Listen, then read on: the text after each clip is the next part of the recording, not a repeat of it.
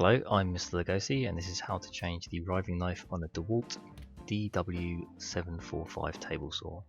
First thing to do is turn it off, make sure it's off, unplug it. Now behind the blade there's a retaining bolt for the riving knife.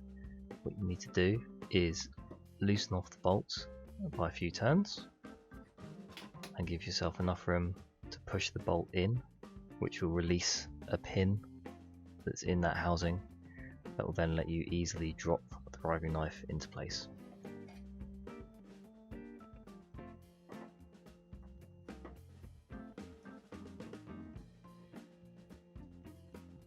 Once it's securely in place, tighten the bolt right back up to hold it firmly in position.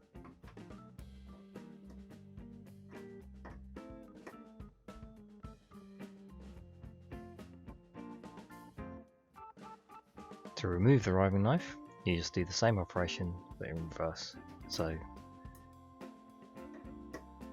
release the tension on the bolt,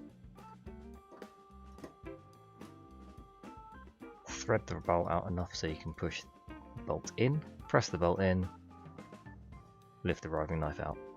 Easy. Thanks for watching.